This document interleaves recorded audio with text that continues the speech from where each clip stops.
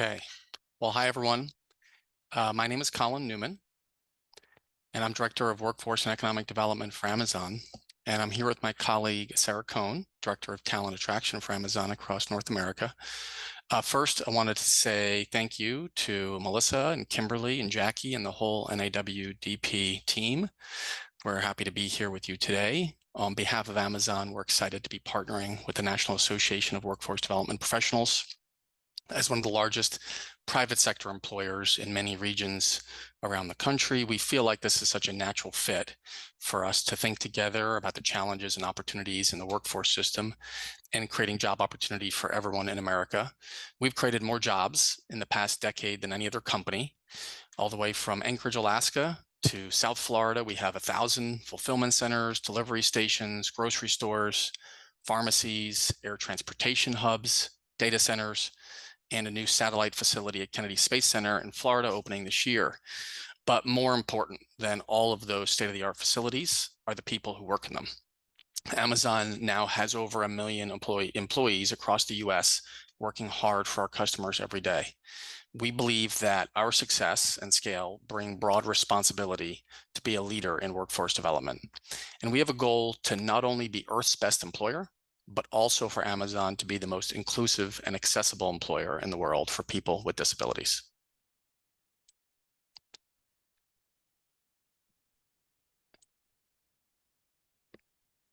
Colin, do you want me to introduce Jack now? Okay. That'd be great, Sarah. Yes, thank you. Sorry, taking my cue here. I get the fun part of this meeting. I get to talk about one of my favorite colleagues who's on the call. You're going to be hearing today from Jack, who joined Amazon in January of 2021 as a manager for our ASL interpreters. And while in that role, Jack oversaw hiring, quality assurance, professional development, and the Interpreters Practicum program for the Amazon Sign Language program.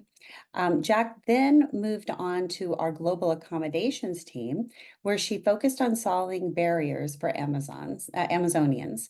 Jack is passionate. You're going to see that firsthand today. She's passionate about supporting the PWD community with job opportunities and creating partnerships with local communities.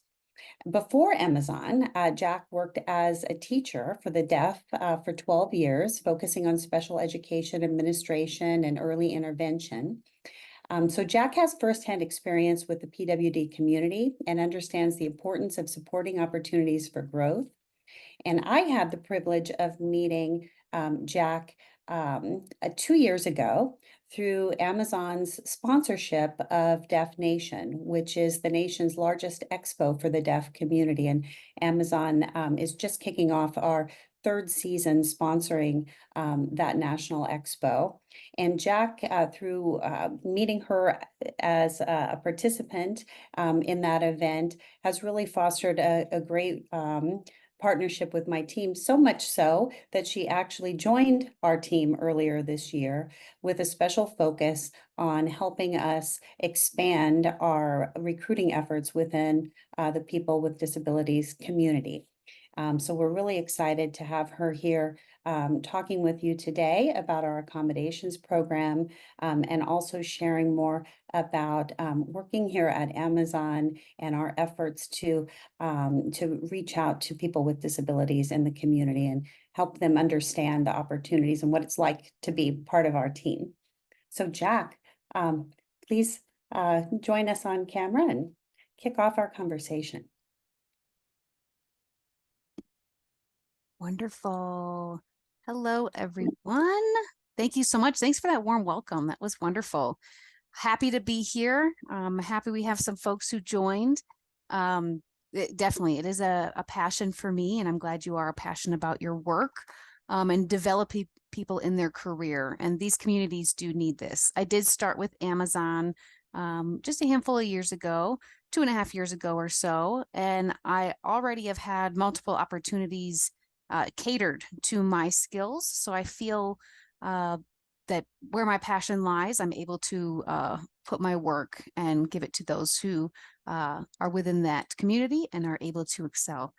But like you said, I'm Jack. I'm Jacqueline. I identify as a she, her, and just very much happy to see these participants here. And we will have Q&A open at the end for this section. So after I give my information about accessibility and accommodations and the employee experience within Amazon, we'll have a Q&A. It's funny, with all of the different roles that I've had within Amazon, I still am called as a consultant for various teams, just as this. Same with workforce staffing team. For candidates and recruiting and attracting candidates, I do consulting with that.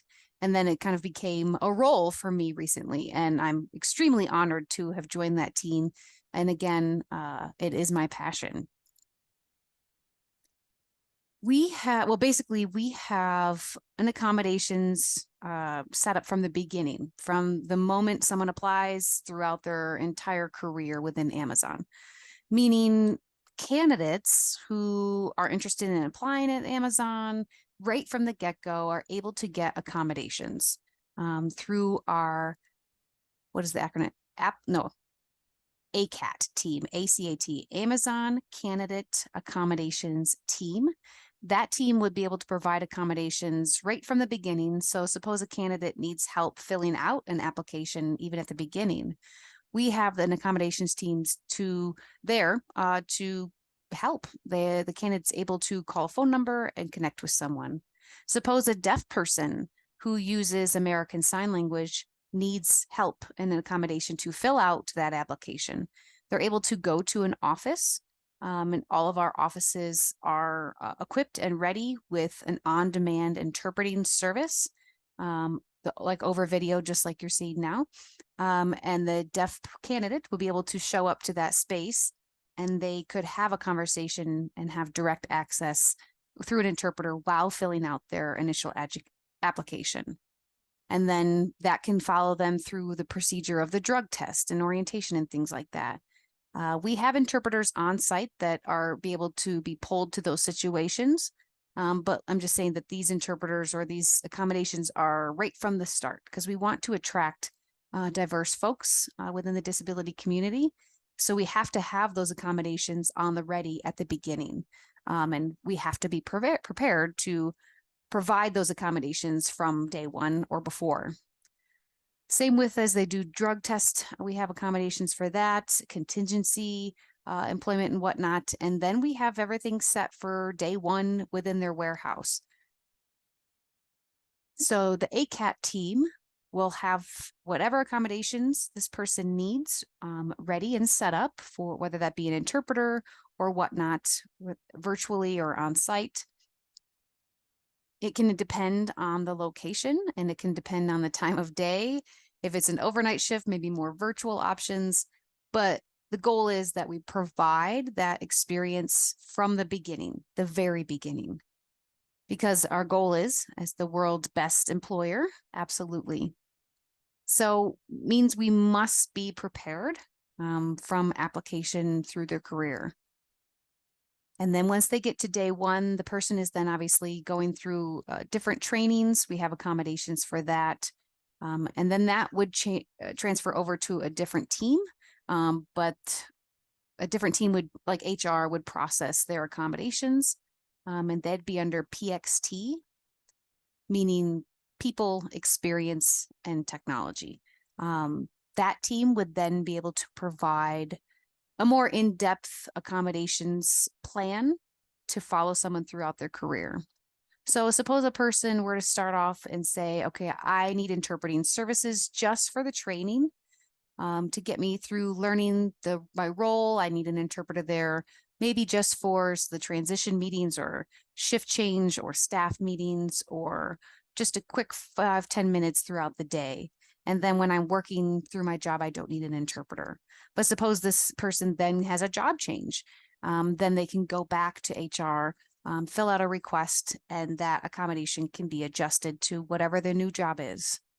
Maybe they just started in a supervisory role and they'll need an interpreter with them every day, all day. Then that accommodation can be made for this person and follow them as they advance through their career. So the accommodations can vary. And I can speak from my own experience and what I've seen from others and my own personal experience. I started as an interpreter trainer, essentially not interpreter trainer, but interpreter manager. I would manage the interpreters. I didn't need accommodations for that because I can sign directly with the interpreters and all of my colleagues and those who I work with. And I was able to communicate with them directly. So I had direct communication. There were some meetings that I did need interpreters for when I worked with those who did not sign.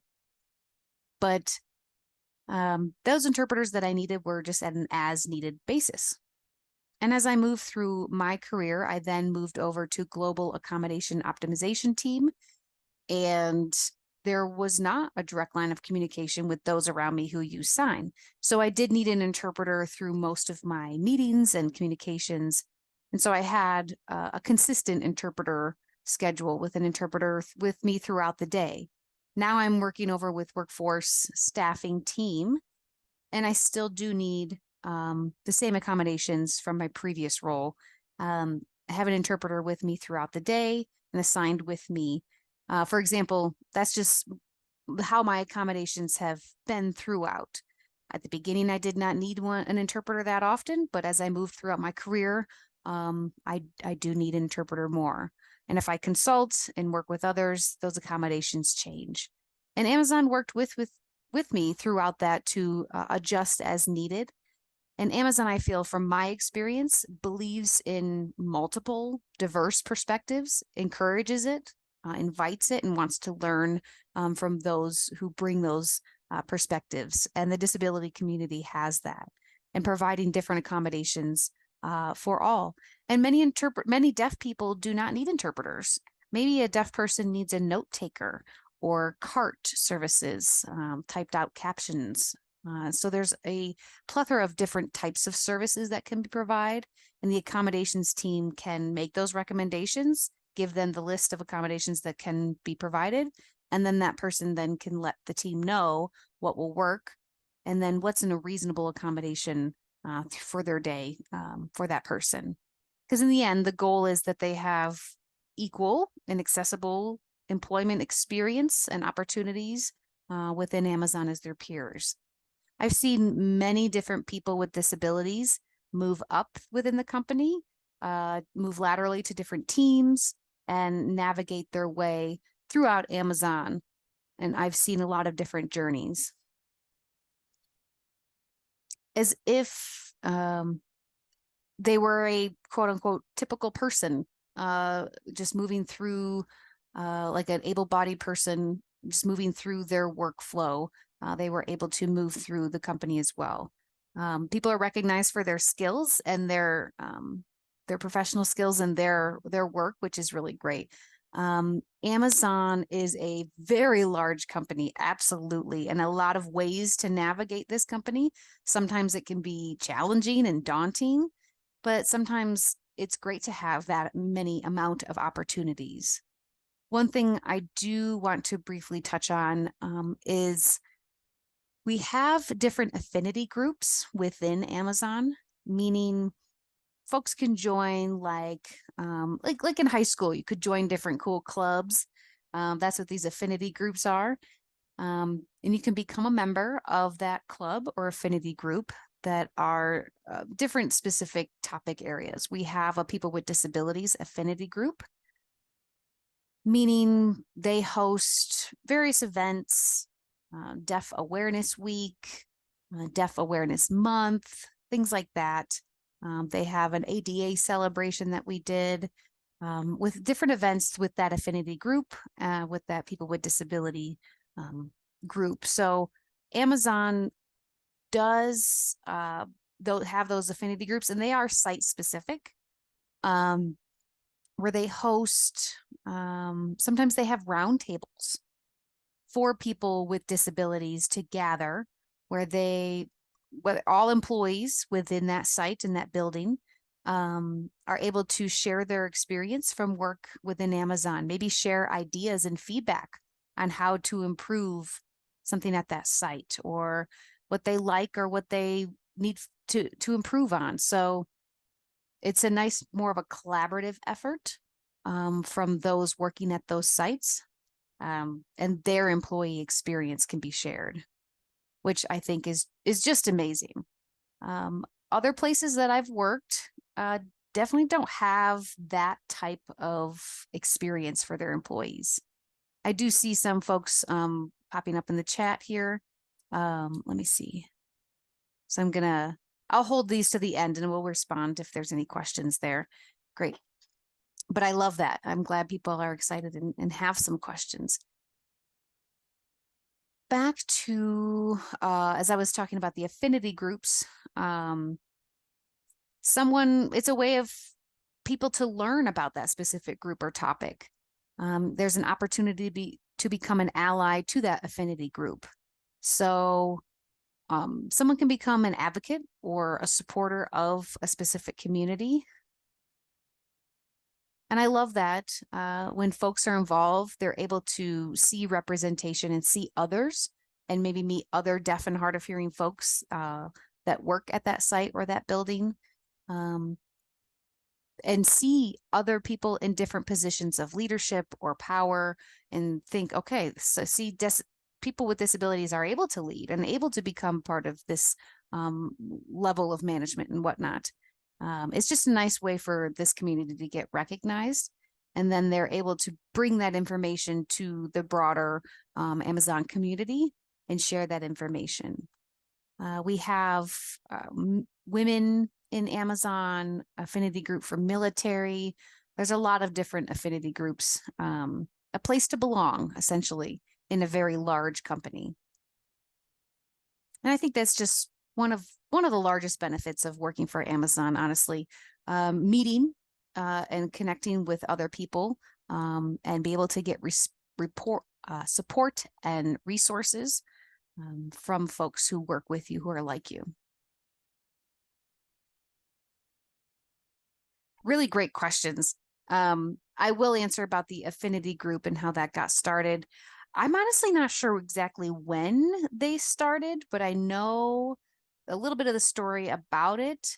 But there was one of the person with disabilities was deaf, who worked with Amazon, and they had some fellow coworkers that they were meeting throughout their networking within the company, and they realized they needed a place to get together. And so they just talked about it and did it themselves. The concept of an affinity group and to set all of that up formally, I'm not sure, or I'm not familiar with the history of how that actually all got started for all of the affinity groups. But I mean, probably because folks needed a place to belong with such a large ocean of a giant company. I'm sure they recognized similar barriers and just needed a space to collaborate, to discuss on how to confront and talk about those barriers and try to figure out a best solution, and maybe be a little bit inventive, or try to figure out simple ways to solve those issues. So I do think it was, I mean, sometimes, well, for example, I see like group chats where someone who maybe is an ally or maybe isn't as familiar with inclusive language, and folks maybe then ask, hey, how do I say this in the correct way? How can I change this in my docs or my slides? Or how do I word this in a certain way? Just making sure that my language is more inclusive and appropriate. And then they have a place or a person who would be able to respond to that ally. We as the community are more empowered to speak for ourselves, and we can make those comments because Amazon knows that they are able to reach out to these affinity groups and ask those sensitive questions, and we can provide those resources, the wiki pages for more in-depth information. It varies on how we can provide that feedback. But yeah, that's kind of the concept, to make a inclusive environment within Amazon. I'm very proud and happy that we've recruited folks to work for Amazon, because we really want people to have that opportunity to interact with their coworkers and get the accommodations that they need. Obviously, earn money to have a job and make a living and move through the career. Because people with disabilities themselves are definitely underrepresented. And on the lower SES, socioeconomic status area. And so it can be a challenge for people with disabilities. Amazon just has a different frame and a different perception. We're actually targeting our efforts to recruit people with disabilities, to provide them with extensive opportunities and accommodations, and to have them gather experiences through Amazon. And I'm so proud to be a part of that effort and working toward goals to get diverse folks in the door. So Amazon will continue to grow and earn different perspectives as it hires new people. Yeah. I'm so happy folks were able to join today. But yeah, I'll open this time now for questions, or if Sarah or Colin or anyone else wants to hop on. We have some other team members, Lindsay here too, who would be able to help answer any of your questions if you have any. Let me take a look at the chat here again. Jack, that was awesome. Thank you for providing that overview. And I did see we had a couple questions already in the chat. Lindsay provided an answer in the chat to the first question, and you touched on the second one. And that affinity group story is so powerful. And one thing I would add for Kara's answer is you touched on allies. And I think that is such a huge part of the success of affinity groups at Amazon, is that there is an executive that has pledged to support the group, to be a go-to for resources and accommodations they need to all the different groups. And so that executive ally approach to all of our affinity groups, I think, has helped make them very successful and ensure their growth within Amazon. One area, and we're open to more questions if anyone wants to jump on or drop them in the chat. Jack, one thing I was wondering if you could touch on a little bit more is some of the external partnerships already with groups to help find candidates from all backgrounds. I think one group is Deaf Nation that we have worked with to find candidates, but if there's others you want to touch on, how some of those partnerships get started. Yes, we are working with various local partners. There's different organizations. Some states have specific organizations, others have nonprofit organizations. So we just went to Gallaudet University to went to a job fair type of thing. We did some recruiting there for folks who are soon to graduate, meaning they have an opportunity, maybe start in a warehouse role or in a corporate role. And Gallaudet University itself is the only university specifically for deaf and hard of hearing. And it's in Washington, D.C. And I'd say they have about 3,000 students or so, which fluctuates, but that is the only quote unquote home or mecca for deaf and hard of hearing folks. So we did partner with their job fair last week. And so that was pretty exciting.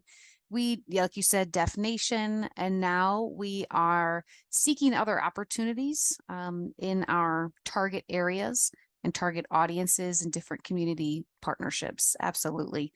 Which could look like support with job placement. It could look like job fairs, that type of thing. Yeah, we are actively looking to do things like that. It could be virtual. It could be in person, depending on the audience or the event. That's fantastic. Sarah, I see you popped on the camera as we wait for any other questions from folks listening, and wonder if you had anything you wanted to add in there. Yeah, I definitely don't want to take time from the question. So let's see. I think I saw one just pop in here. Let's get there first. Oh, there's some takeaways from the meeting, which is Wonderful. So thank you for sharing those. I think Joshua shared those. While we have the attention of this group, Jack, I've had the privilege, one of my favorite things that I've done at Amazon is to go to our fulfillment centers that are just amazing. They're massive buildings. There's robots and conveyors, and it's like something you just can't imagine until you see it, all the energy of so many packages going to different places. But one of the things that I think is the most inspiring is the people that you meet when you are there, and the sense of community that exists within the warehouses. And you touched on the affinity groups, but affinity groups can be, groups that span different geographies, they can be wide groups, but there's also a culture within the PWD community within the sites. And I know you've worked out of one of our FCs. Can you tell us a little bit about your experience of the PWD culture within a site? Yes, yes, yes. Yeah, for PWD community, for example, I just attended, I did a roundtable, PWD roundtable, where they were meeting with managers, they were meeting with other site leadership, higher ups, where everyone came together. And it honestly felt very collaborative and to reach their goals. And I could feel the people with disability, the representatives there felt safe. They felt safe that they could actually express themselves. They could share their ideas and their concerns on areas of improvement for their employment and other employee experiences. And leadership listened and actually tried to figure out solutions to make that environment better for them. So really, the culture, yes, it was a created of a safe space and community for them to have a conversation, mutual respect among others, care with each other. They cared about each other's needs, making a place safe and better for other employees. So yeah, you could see and feel the care there. The meeting happened, and then a few weeks later, I actually went back to visit again, and I actually saw some of the folks that were in the meeting, and they remembered me from the meeting from weeks ago. And then they showed me, hey, look, they did this. They made this change. They actually made this improvement. They added more lights over here. So we were able to communicate, or those type of things. That means that people actually listened and they cared enough about their employees and cared about their feedback, and the employees felt that their voices were indeed heard, and they were seen. So yeah, I feel like that makes an inclusive community for sure. Yeah, that was certainly my experience when I've gone to the sites and interacted with the PWD community. It's that there's not, one or two, there's a large, group. And so there really is a community. It's not like we hire just a couple of people that might be working in isolation. It's a big community where people come and feel heard, seen, valued, and can interact with others that might have similar requests or needs. And so I think that is maybe what bubbles up some of those conversations and gives us an opportunity to continue to adapt and evolve as an organization, is because we have these collective voices and thoughts that are shared from the community. Well put, Sarah. I know we're running close on time. I was just gonna, oh, Lindsay beat me to it. Lindsay Martin on our team is also on the line. She's the manager of community hiring partnerships across the country. And so she just dropped in the chat my, Sarah, and Jack's email addresses, as well as how to contact her. If you'd like to learn more about our work in the space, reach out to try to work on some partnerships. Also, we can drop in the chat a short video, which talks a little bit about our hiring efforts and people from different backgrounds that work at Amazon. I think Lindsay has that link to drop in the video. And I'll pause there and see if there's any final questions or comments before we try to stay on schedule and end the call.